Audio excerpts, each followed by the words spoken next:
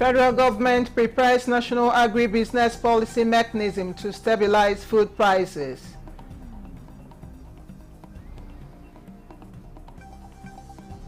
International Monetary Fund applauds Nigeria's economic reforms, urges support for vulnerable citizens.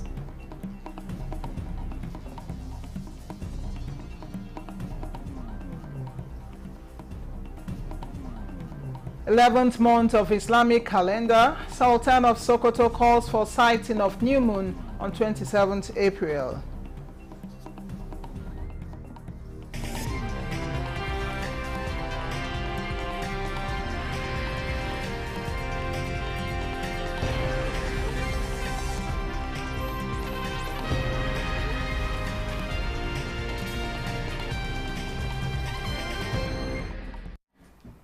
Hello and welcome to the news desk at 3 on NTA News 24. We are reaching you live from Abuja. I am Chinenye Moyi. Vice President Kashim Shettima has called for stronger international collaboration to advance Nigeria's Human Capital Development 2.0 strategy. He made the call while attending a virtual high-level roundtable on the sidelines of the 2025 World Bank IMF Spring meetings. We'll bring you details of this report in the course of the bulletin. And still in the United States of America, the International Monetary Fund, IMF, has applauded and acknowledged Nigeria's bold reforms, including the removal of fuel subsidy and unification of the foreign exchange market. Director, African Department, International Monetary Fund, Abebe Amrio Celestia, emphasized that while these measures were necessary to address unsustainable macroeconomic conditions, addressing the short-term hardships, the cost, is key. Lydia Sampson attended a press briefing on the regional economic outlook for sub-Saharan Africa and now reports. Although Abebe Emro Selassie, Director of International Monetary Fund's African Department, painted a cautious picture of the region's economic trajectory, Nigeria was acknowledged for embarking on bold economic reforms. He noted the short-term hardship occasioned by the reforms, particularly higher inflation and increased living costs. Selassie stressed the importance of directing savings from subsidy towards targeted social protection programs to cushion the most vulnerable Nigerians. Pressing to note is that we've been really impressed by how much reforms have been undertaken in recent years, most notably trying to go to the heart of the cause of the macroeconomic imbalances in Nigeria, which of course are related to the fact that oil subsidies were taking up a very large share of the limited tax revenues that the government have and not necessarily being used in the most effective way to help the most vulnerable people. The issues related to the imbalances in the external side with the exchange rate extremely out of line. So it's been really good to see the government taking these on head on, address those. To strengthen Nigeria's economy, Selassie recommended maintaining macroeconomic stability, restoring market confidence, and ensuring well-coordinated monetary and fiscal policies. He also underscored the need for open communication with the public to build trust and support for ongoing reforms. With sustained effort and careful policy calibration, Selassie believes Nigeria can achieve more inclusive and sustainable growth. The latest regional economic outlook for sub-Saharan Africa highlights both progress and persistent vulnerabilities across the continent. Selassie noted that while some countries are seeing improvements in macroeconomic imbalances, such as declining inflation and narrowing budget deficits, growth remains insufficient to significantly reduce poverty or tackle developmental challenges. From Washington, D.C., Lydia Sampson, NTA News.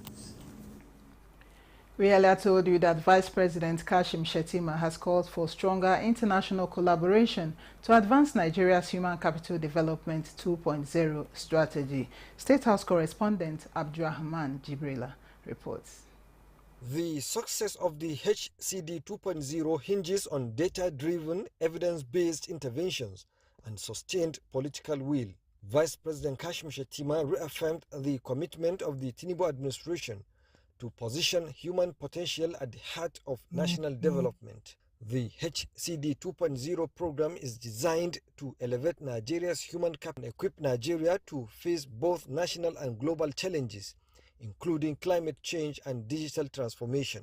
The Vice President pointed out that the meeting was necessitated by the urgency to invest in the Nigerian people and by the recognition that true national wealth is found not in natural resources but in human potential.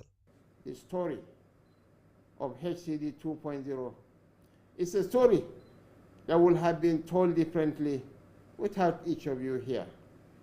This is why we must stand together as partners and refuse to be held hostage by the accidents of history that have stalled the promise of this great nation.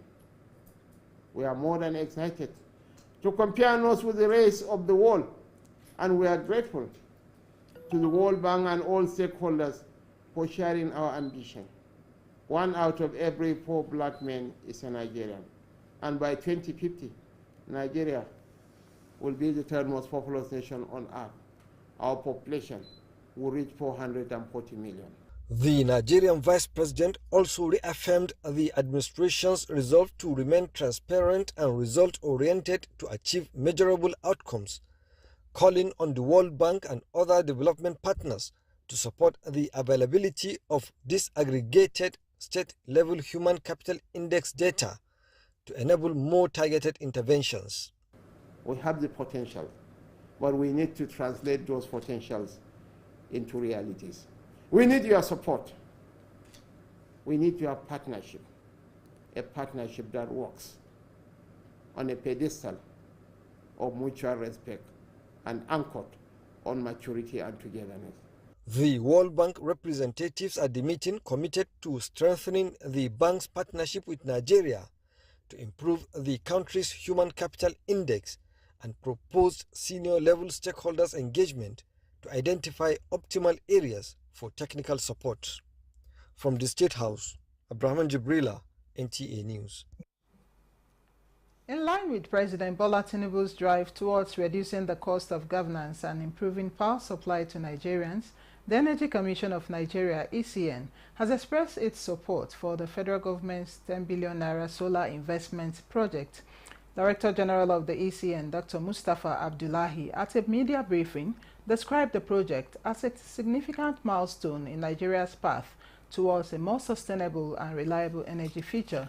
He emphasized its vital role in the nation's power sector reforms, saying the project aligns seamlessly with President Bola Tinubu's vision to transform Nigeria's energy landscape and eliminate the persistent energy debt that has been a challenge for years. Dr. Abdullahi noted that the project offers an opportunity for Nigeria to shift towards cleaner, more efficient energy sources, which would help mitigate the rising cost of electricity tariffs that many Nigerians currently face.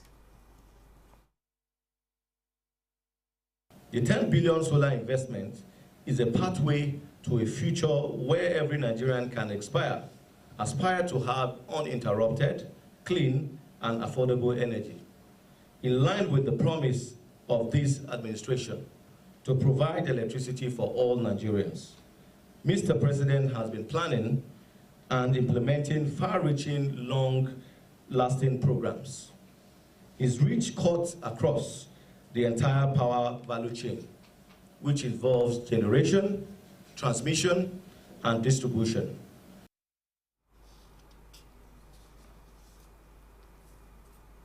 The House Committee on Customs and Excise has frowned at the abuse of import duty exemptions by corporate bodies, saying the nation is losing trillions of naira in revenue as a result. Chairman of the committee, Leke Abejide, stated this when he led members of the committee on an oversight of customs commands in Zone C, Port Harcourt, Rivers State. National Assembly correspondent Mitaire Iben reports. Right from arrival at the Port Harcourt International Airport, the House Committee on Customs and Excise, led by Leke Abejide, inspects customs facilities and proceeds to the Zone C headquarters to receive briefing from controllers of 9 area commands across the Eastern Zone, covering 11 states. Security challenges and poor road network around the seaports are listed among factors militating against trade facilitation and revenue generation. Some of the challenges we face were the underutilization of seaports in the eastern zone, which has in turn affected importers who bring in cargo and vessels into the eastern and southern region. The implementation of the federal government directives of concession on selected food items affected the revenue generated by the command, as over 34 billion was lost from August to December 2024. In March, which I said we have a shortfall, there were reasons. In Enugu, we only have one bonded terminal, so majority of our own bonded terminals are in Anambra, and there were lots of insecurity issues at Anambra, where even our officers, some were being attacked. The committee advocates greater sensitization on payment of 4% free on board value on imports towards implementation. It's not additional increments of payment because they are dropping two charges. The only difference here is that there are some foreigners that come in the name of coming to invest in Nigeria. They will now bring finished goods and get high-tech import duty exemption certificate. They will not pay duty and custom gets nothing on it. So even if they get high-tech, custom will still collect their 4%. Members of the committee also inspected the condition of the Port Harcourt seaport and the efficiency of customs operations at the port. Mitaire Ikben, NTA News. A frontline aspirant in the forthcoming local council's election in the Federal Capital Territory, Adamu Mohammed, is advocating a shift in political culture, challenged voters to reject inducements and vote wisely. Speaking during the official public unveiling of his aspiration in Abuja, he vowed to prioritize education, healthcare, among others. The local government is the government that is closer to the people, and it seems to be far to the people. So I will make sure I bring it closer to the people. I have said it, I am not doing this for primitive accumulation of wealth or decoration of names. I'm doing it to make sure I deliver Abuja Municipal Area Council and the people. The spokesperson of the Coalition of United Political Parties, a member represented in Idato North-South Federal Constituency of Imo State, Ikenga Ugochinyere, has lamented the devastating environmental problems that has caused significant social and economic impacts, impacting livelihoods, infrastructure, and even claiming lives of his constituents, appealing to the federal government to intervene. Ugochinyere made the appeal while addressing PDP members in Akokwa area of Imo State, while commending the federal and state governments for their commitment to complete work on the erosion project, with 25 billion naira approved by the Federal Executive Council. He, however, said in some parts of his constituency it has gone out of control and requires immediate action. He specifically noted the Umwechi, Urala, Amanato, Oboduku Gully erosion that has gone out of control. Please, federal government, especially Ministry of Lands and Environment, Isoko, Oboduku, Urala, Amanato Base is in urgent need for help. Come to the rescue of our people. And we appreciate the one already done in Umushima. But we're asking that these ones in Urala, Isoko, Oboduku, Amanato Base is more dangerous than the one of Umushima. Come to the aid of our people. This is the news desk at 3 on NTA News 24. We'll take a break here. There will be more reports when we return. Do stay. Baffy Furniture Easter Sales is on. Enjoy unbeatable furniture deals with up to 50% off on our luxurious Turkish sofas starting from just 2.8 million naira. Get a smart bed for only 7 million naira plus 25% off our luxury collections. That's not all. Enjoy free delivery and installation in Abuja, Lagos, Enugu, and Kano. Visit any of our showrooms or shop online to take advantage of these incredible offers. The Bureau of Public Procurement, BPP, under the Renewed Hope agenda, on sustainable procurement wishes to invite procurement officers and procurement stakeholders to the official launch of the Sustainable Procurement, Environmental and Social Standards Enhancement Procurement Certification Portal, SPACY, a World Bank finance project. Date, 30th April 2025. Time, 10 a.m. to 12 noon. Venue, UBEC Digital Hub, 117 Amadu Bello Way, opposite Next Cash and Carry, Kadokuchi, Abuja. Announcer, Dr. Adebowale A. Adedokun, Director General, Bureau of Public Procurement, BPP.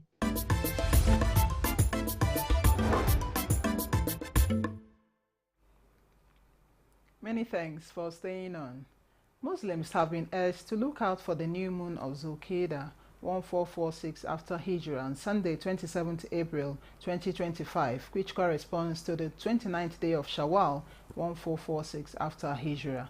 A statement by the Chairman, Advisory Committee on Religious Affairs, Professor Sambo Wali Junaidu, Waziri in Sokoto, requested Muslims to search for the new crescent. It urged them to report any sightings to their nearest district or village head for onward communication to the Sultan of Sokoto and President General, Nigeria Supreme Council for Islamic Affairs, Mohammed Sahad Abubakar. Minister of Information and National Orientation, Mohammed Idris, has reminded religious adherents to promote virtues that will bring about lasting peace and stability in Nigeria. This was during the inauguration of Katampe Extension Jumat Mosque in Abuja. Tope Alabi reports that the Sultan of Sokoto and President General Supreme Council for Islamic Affairs was represented at the event. Katampe is one of the fastest developing areas sitting in the heart of Nigeria's capital, Abuja, with a growing population of Muslims, which informed the building of a mosque to serve as a congregational worship center for Fridays as well as daily prayers. Representative of Sultan and the chief imam of the newly built mosque encouraged Muslims to invest more in the service of Allah and humanity and prayed for leaders at all levels for peace and stability of the country.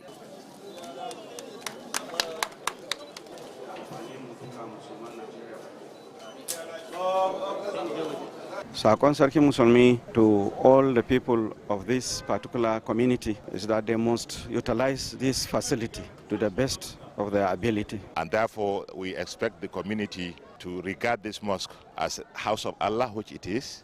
Amongst worshippers who observed the inaugural Jumat prayer were 7 ministers and other top personalities and scholars, including Minister of Information and National Orientation, Mohammed Idris. That this should be a rallying point for all Muslims. All of us come together, and this message is consistent with the continuous message that President Bola Ahmed Tinubu, the President and Commander-in-Chief, has always been giving. Let us come together, let us unify amongst ourselves, let us respect other religions, let us respect other people's rights and privileges. Well, we come to show solidarity with the community that mobilize and all the great individuals, right from our father, Alhaji Aminu Alasan Antata. And then we use the opportunity to continue to pray to Almighty Allah to give Nigeria peace. There are a lot of good things to come out of this mosque, inshallah. A lot of empowerment for the women, and the worshippers here will be better people. Mosques are more than just places of worship. They serve as vibrant hubs for community development, while their multifaceted roles make them essential to fostering growth and unity. In Abuja, Tope Alabi, NTA News.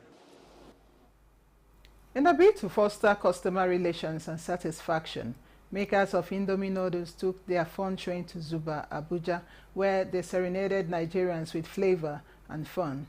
Daniel Aderiye was there and brings us more. Oftentimes it is said that good tidings usually fall on the weekends. So Indomie noodles thought to bring fun, flavor and vibes to Nigerians as they hosted the Indomie Flavor Fest. We want to bring this crayfish flavor close to the student. We want them to feel it, we want them to know about Indomie crayfish. And we are not only stopping here. Nationwide, we're going to all the universities about crayfish and other flavors that we have, Indomie Oriental fried noodles, pepper chicken and all the rest. And yes, there was lots of noodles to go around. But even while they gobbled down strand after strand, there were other side attractions like games, dancing and musical performances.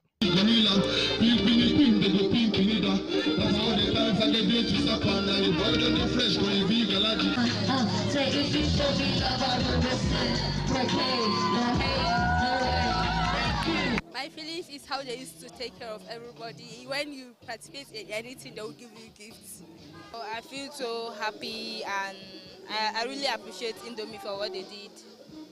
I want to say they should keep up the good work, and we like the new flavor they just brought. We tasted it and it's nice. The DJ and every other thing, with the Indomie, with the taste, I enjoy everything.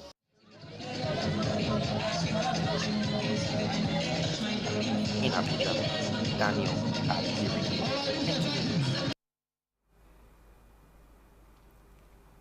As Nigeria joins the global community to mark World Malaria Day 2025, the federal government has announced the full subsidization of malaria treatment across all primary healthcare centers in the country.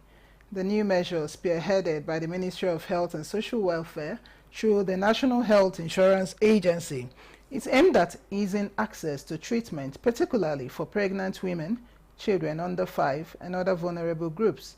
Despite decades of awareness and intervention, malaria remains the leading cause of illness and death in Nigeria, with women and children accounting for the majority of fatalities recorded annually. Nigeria, which bears a significant portion of the global malaria burden, has also stepped up prevention efforts with the recent rollout of an oral malaria vaccine for children under 5, integrated into the national immunization schedule. This year's observance is themed Malaria Ends With Us, Reinvest, Reimagine, Reignite, a reminder of the need for continued investment, innovation, and community action to achieve the national malaria elimination target by the year 2030. The Minister of Labour and Employment, Muhammadu Megari Dinyadi, wants trade unions to key into transformation agendas of the federal government and play a vital role in making Nigerian workers and citizens understand their sustainable benefits. The minister was speaking when he represented President Bola Tinubu at the first quadrennial delegate conference of the Trade Unions Congress of Nigeria, TUC, which witnessed the re-election of Festus Osifo as national president of the union. Joseph Otsen reports. It is a delegate conference that coincided with the 20th anniversary of the Trade Union Congress of Nigeria, TUC. The Minister of Labour and Employment, Muhammadu Megari Dingyadi, is here to represent President Bola Tinubu in solidarity with the Nigerian workers, an avenue he uses to remind the workers about government efforts to promote decent work, leveraging digital technology to create more jobs. One, promoting fair labor practices. We will strengthen labor laws to protect workers' rights, ensure safe working conditions, and eliminate exploitation. Investing in skills development. Other solidarity messages came from President of the Nigerian Labour Congress, Joseph Ajero, and other top personalities asking workers to unite and drive social safety nets based on international best practices. Very important. The cost of living index, we need to look at it. How does it affect an average worker? The manner at which the minimum wage was implemented in the local government, for teachers, for workers, in the formal and informal sector of the economy. These are some of the issues. The occasion later culminated into the election of 17 national leaders and appointment of 2 secretarial staff of the union, with Festus Osifo re-elected as national president to run for another 4 years. On a daily basis, on a weekly basis, on a monthly basis, we go out there to negotiate collective bargaining agreement. And such CBAs contain better welfare. Such CBA signing renewal, they contain better career growth they contain better remuneration. We are going to deepen that. We are going to push that much more to the grassroots.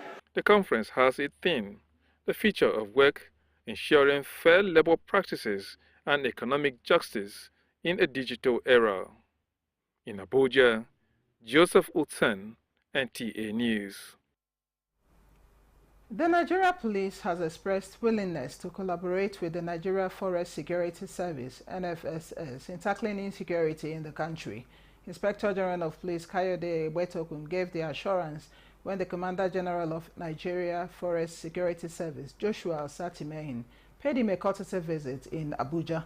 Egbetokun, who was represented by the Deputy Inspector General of Operations, Zigu Yakubu Kwazi, commended the NFSS Commander General as well as officers and men of the service for their contributions to national security, adding that if the bill for the establishment of the organization is signed into law by the President Bola Tinubu, the service would be empowered to do more in their task of safeguarding forested areas of the country.